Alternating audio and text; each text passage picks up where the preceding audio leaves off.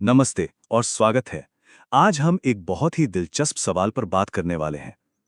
क्या कभी किसी ने सोचा है कि हमारे विचार, जो हमारे दिमाग में आते जाते रहते हैं, क्या वो सच में फिजिकली हमारे दिमाग को बदल सकते हैं?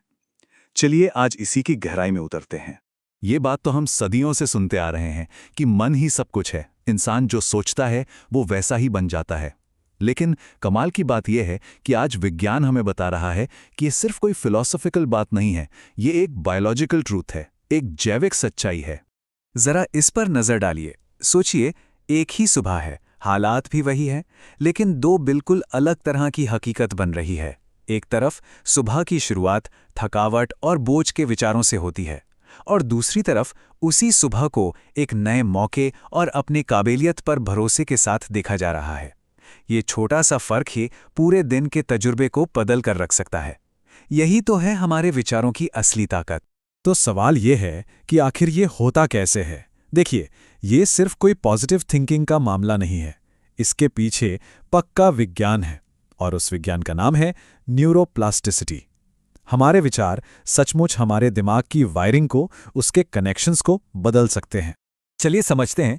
जब भी कोई विचार मन में आता है तो असल में दिमाग के अंदर एक इलेक्ट्रोकेमिकल हलचल होती है। हमारे ब्रेन सेल्स, जिन्हें न्यूरॉन्स कहते हैं, वो एक खास पैटर्न में एक दूसरे को सिग्नल भेजते हैं। और जब हम एक ही विचार को बार बार सोचते हैं तो उन न्यूरॉन्स के बीच का रास्ता, वो कनेक्शन, और भी ज्यादा पक्का और मजबूत होता जाता है। बिल्कुल एक पगडंडी की तरह जो बार बार चलने से एक पक्का रास्ता बन जाती है। और यहीं पर बात और भी ज्यादा दिलचस्प हो जाती है। हमारे दिमाग के लिए एक असल में हुई घटना और एक बहुत ही शिद्दत से की गई कल्पना में कोई खास फर्क नहीं होता। ये समझना बहुत जरूरी है, और यही बात हमें एक बहुत ही मशहूर साइंटिफिक स्टडी की तरफ ले जाती है। तो हुआ ये कि 1995 में हार्वर्ड यूनिवर्सिटी में एक स्टडी की गई। वैज्ञानिकों ने कुछ ऐसे लोगों को इकट्ठा किया जिन्होंने कभी पियानो नहीं बजाया था, और उन्हें 3 ग्रुप्स में बांट दिया। ये स्टडी ये साबित करने वाली थी कि हमारे विचारों में कितनी ताकत है। और जो नतीजे आए वो हैरान करने वाले थे। देखिए, जिन लोगों ने सच में पियानो पर प्रैक्टिस की, उनके ब्रेन के मोटर कॉर्टेक्स में, यानी वो हिस्सा जो हमारी हरकतों को कंट्रोल करता है, उसमें काफी बदलाव आए। ये तो उम्मीद के मुताबिक ही था। लेकिन असली हैरानी की बात तो ये थी कि जिन लोगों ने सिर्फ मन में पियानो बजाने की कल्पना की थी, उनके दिमाग में भी लगभग उतने ही फिजिकल बदलाव हुए थे। मतलब सिर्फ सोचने भर से दिमाग का स्ट्रक्चर बदल गया था।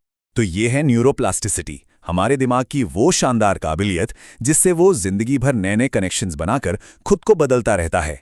और इस पूरी प्रक्रिया का, इस रीवायरिंग का सबसे बड़ा औजार क्या है? हमारे अपने विचार।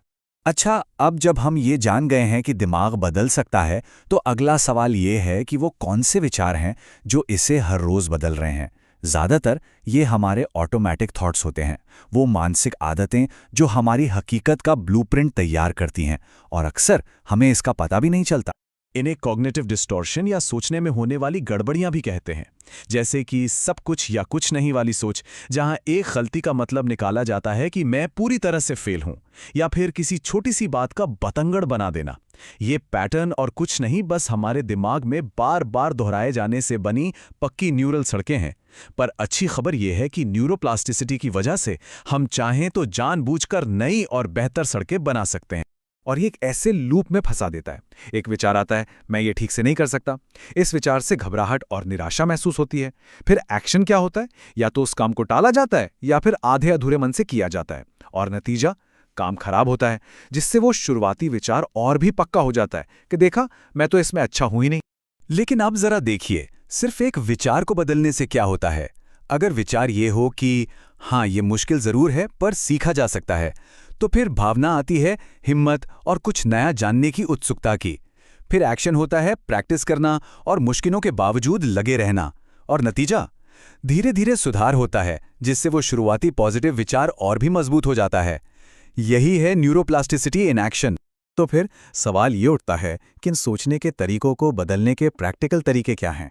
अच्छी बात यह है कि विज्ञान हमें कुछ बहुत ही असरदार तकनीकें देता है, जिससे कोई भी अपने दिमाग का आर्किटेक्ट बन सकता है। इनमें से एक सबसे पावरफुल तरीका है कॉग्निटिव बिहेवियरल थेरेपी, जिसे सीबीटी भी कहते हैं। इसका एक बहुत ही सीधा साधा सिद्धांत है।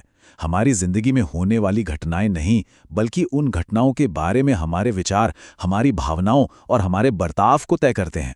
इस मॉडल से ये बात एकदम साफ हो जाती है। मान लीजिए एक घटना हुई, आपके दोस्त ने आपके मैसेज का जवाब नहीं दिया। ये घटना अपने आप में न्यूट्रल है। फिर उस पर एक विचार आता है, वो जरूर मुझसे नाराज है, और बस यही विचार एक भावना पैदा करता है, जैसे कि चिंता या बेचैनी। देखा, घटना ने चिंता पैदा नहीं की, उस विचार ने की। तो इसे बदलें कैसे? इन दो सरल लेकिन बहुत शक्तिशाली सवालों से शुरुआत करें। जब भी कोई ऑटोमेटिक नेगेटिव विचार आए तो उसे चुनौती दें। खुद से पूछें, इस विचार को सच मानने के लिए मेरे पास क्या सबूत है? और क्या कोई ऐसा सबूत है जो इस विचार को गलत साबित करता हो? ये सवाल उस विचार की पकड़ को ढीला कर देता है। और ये सब बातें हमें इस विश्लेषण के सबसे जरूरी हिस्से पर लाती हैं, चुनने की आजादी, यानी अपने ही मन को एक दर्शक की तरह देखना सीखना।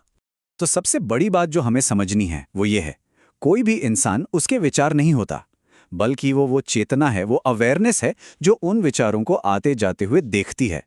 विचारों को बस देखना, बिना उनसे चिपके, बिना उन्हें अपनी पहचान बनाए, यही असली आज़ादी है। तो चलिए इस विचार के साथ इस चर्चा को समाप्त करते हैं। हो सकता है कि दिमाग में आने वाला पहला विचार ऑटोमेटिक हो, उस पर हमारा कंट्रोल ना हो, लेकिन उसके बाद आने वाला दूसरा विचार वो एक चुनाव है, और यही चुनाव जब हम हजारों बार करते हैं तो वो हमारी हकीकत बन जाता है। अपने विचारों को समझदारी से चुन